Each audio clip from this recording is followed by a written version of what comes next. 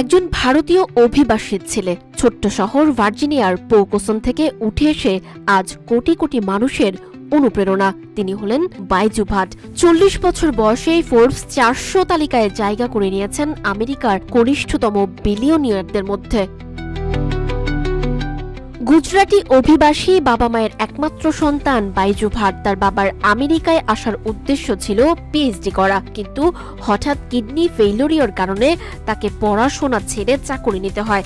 পরিবারের অর্থনৈতিক সংকট এতটাই তীব্র ছিল যে তারা ১৯৯৭ সালের পর আর ভারতে ফিরতেই পারেননি। তবুও স্বপ্ন থামেনি বাইজুর।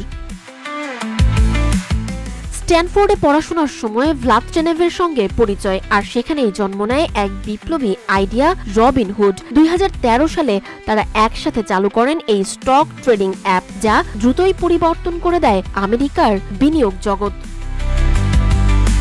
আজ বাইজু ভাটের নেট ওয়ার্থ দাঁড়িয়েছে প্রায় $৬ বিলিয়ন।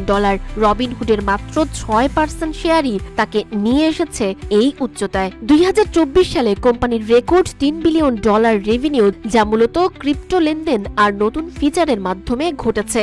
অভিবাসী পরিবারের দুঃখ কষ্ট থেকে শুরু করে বিশ্বজয় প্রমাণ করে সংগ্রামী সাফল্যের আসল পাঠশালা। বাইজু ভাট দেখিয়ে দিলেন সঠিক স্বপ্ন আর অক্লান্ত পরিশ্রমী মানুষের ইতিহাস গড়ার পথের মূল পাথেয়।